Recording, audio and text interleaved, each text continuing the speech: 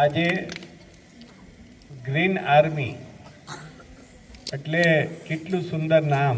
Green green એટલે લીલુંછમ.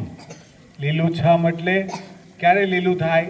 ઝાડવા અતિવૃક્ષ હોય, મોટા ઝાડવા હોય અને ઝાઝી ક્વોન્ટિટીમાં ઝાડવા હોય ત્યારે ગ્રીનરી બને.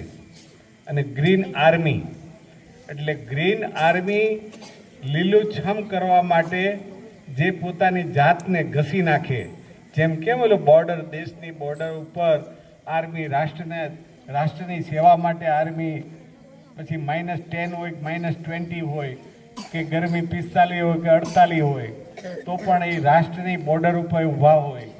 એમ આજે આપણી વચ્ચે ગ્રીન આર્મી જે રાષ્ટ્રને આવતી ભવિષ્યની પેઢી માટે જે ઓક્સિજનની જરૂરિયાત છે, આજે આખા દુનિયામાં એન્વાયરમેન્ટના હિસાબે ક્યાંક વરસાદ 10 ઇંચ પડી જાય, 20 ઇંચ પડી જાય, ક્યાંક દુકાળ પડે, ગરમી આવે તો 45, 48, 50 સુધી ગરમી થઈ જાય. એ બતાવે છે કે વર્ષો પહેલાં જે ઝાડ હતા, ગ્રીનરી હતી અને ઓક્સિજન હતું, એની કરતાં અત્યારે મનુષ્ય વધારે વધી ગયા, સિમેન્ટોના જંગલો બની ગયા અને એટલી બધી સાયન્ટિસ્ટ જેમ આગળ વધતું ગયું એમ પ્રદૂષણ વધતું ગયું. દવાઓ, મલ્ટીનેશનલ કંપનીઓ, જે કે મોટા મોટા પ્રોડક્ટો, જેનાથી જે એન્વાયરમેન્ટ બગડે છે, ગરમી અને એન્વાયરમેન્ટ બગડે છે, જેનાથી અત્યારે આ દેશ, આખું દુનિયા ચિંતિત છે. આખી દુનિયા આ કેવી રીતે ગ્રીનરી વધે, ઓક્સિજન કેમ બેટર બને, એ તમને પણ પેપરમાં વાંચતા હશો, સિલેબસમાં પણ આવતું હશે, 10, 11, 12માં ધોરણમાં, કોલેજમાં પણ આવતું હશે. એટલે આજે આપણી વચ્ચે જે છે એ ગ્રીન આર્મીના એક યોદ્ધા જે આપણી વચ્ચે ઉપસ્થિત છે. હવે એ લોકોની જે ટીમ છે 101 કેટલા 365 જણની ટીમ છે. હું તમને કાયમ કહું છું ને બહેનોને કે તમારી પાસે 450 ભાઈઓ છે અને 450 ભાઈઓને એમ કહું છું કે તમારી પાસે 350 બહેનો છે.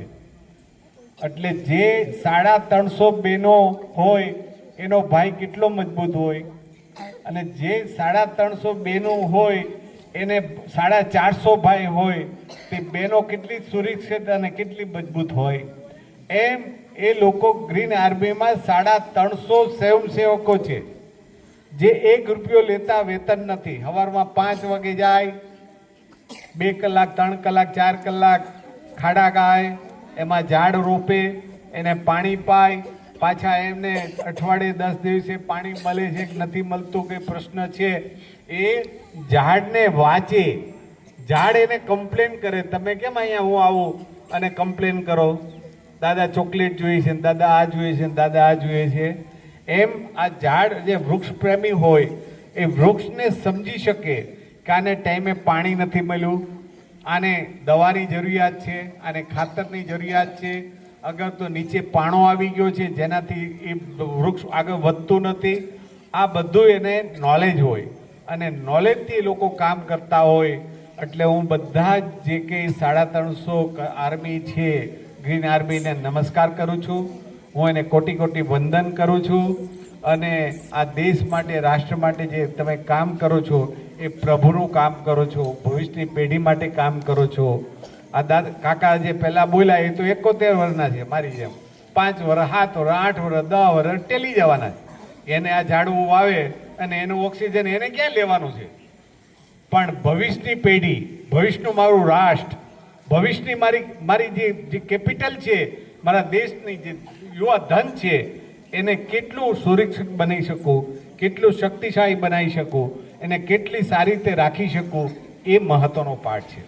હું ઓલવેઝ તમને કહું છું, પાણીનું એક ટીપું, એક ડોલથી નવાતું હોય તો બીજી ડોલ વાપરીએ આપણે મહા નુકસાન કરીએ, પાપ કરી રહ્યા છીએ. કારણ કે પાણી ધરતીમાંથી આપણે ખેંચીએ છીએ એટલે ધરતીનું તળ નીચે જતું જાય, નીચે. આપણે અહીંયા 100 ફૂટે બોર હતું, ગયા વર્ષે પાણી વી ગયું તો આપણે 200-250 ફૂટનો દાર કરવો પડ્યો, કારણ કે તળ નીચે વી ગયું. એટલે આપણે પાણી ખેંચીએ છીએ એટલે ત નીચે જાય છે. હું તમને ઓલવેઝ કહું છું, આ ઝાડવાનું એક પણ પાન તોડો એ મહાપાપ કરી રહ્યા છો. કારણ કે ઝાડવાનું એક પણ પાન તોડી એ પાન જે એટલું ઓક્સિજન આપે, આમાં આ ઝાડવું છે મોટું, એ મોટું ઝાડવું કાર્બન સમજી લો કે 1 ઘન મીટર વાપરતું હોય, ખાતું હોય ને સામે 2 ઘન મીટર ઓક્સિજન આપતું હોય, એ ઝાડવાને આપણે નાનું કરી નાખીએ, ડાળીઓ કાપી નાખી, પાંદડા કાપી નાખી, જે એની ક્વોન્ટિટી હોય એ 50% થઈ જાય, 30% થઈ જાય. એટલે કોઈ પણ ઝાડને કાપવું એ યોગ્ય નથી અને ઝાડ વાવવું એ મહત્વ છે.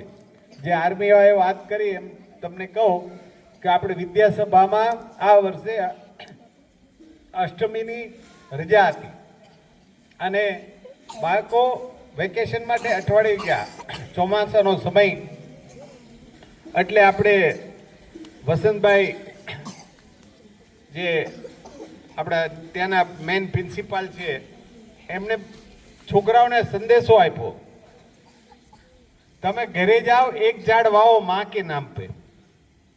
જે આપણા મુરબ્બી નરેન્દ્રભાઈ મોદીએ એક સૂત્ર આપ્યું છે કે માં કે નામ પે ઝાડ, હર પબ્લિક માં કે નામ પર એક ઝાડ બનાવો. એટલે ફોટો પાડી તમે લોડ કરો, એના તમને અમે માર્ક આપશું. એટલે લગભગ જે લોકો ગયા હતા બાળકો, એમાંથી 60% 70% ઝાડ વાવી અને ફોટો એને મોકલ્યો. બહુ મોટી વાત છે. ટીપે ટીપે સરોવર ભરાય એમ આજે આપણે શાંતાબેન હરિભાઈ ચેરિટેબલ ટ્રસ્ટ પણ નિર્ણય લીધો છે, અમરેલી જિલ્લામાં આવતા 5 વર્ષમાં 1 લાખ ઝાડ વાવવા. ગે વર્ષે આપણી વચ્ચે 71 વર્ષના દાદા સવારમાં 5 વાગ્યામાં ઉઠીને ખાડા ખોદે. હવે નહીં માન લેવાનું, નહીં કાંઈ લેવા, કાંઈ એને ન કોઈ પગાર આપવાનું, નથી કોઈ સન્માન કરવા આવું કે નથી કોઈ વસ્તુ એને, પણ છતાંય શું કામ કરે છે?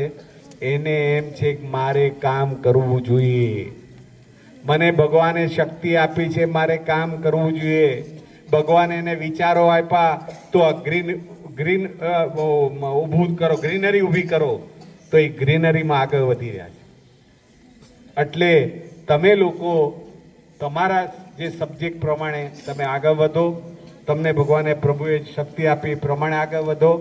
અને હું આજે ગ્રીન આર્મીને હું કોટી વંદન કરું છું. બેસ્ટ આ દેશ માટે સારું કામ કરે છે, સારામાં સારું કામ કરે છે. અસ્તુ ગમે ત્યારે અહીંયા આવી શકો છો, ફેમિલી સાથે પણ આવી શકો છો, અમારા બાળકોને પણ કંઈ તમે માર્ગદર્શન આપી શકો છો. અને અમારા લાયક કંઈ પણ કામ હોય, કંઈ પણ એવું જરૂરિયાત નીટ હોય તો પણ અમને કહી શકો છો. અસ્તુ. જય હિન્દ, જય ભારત.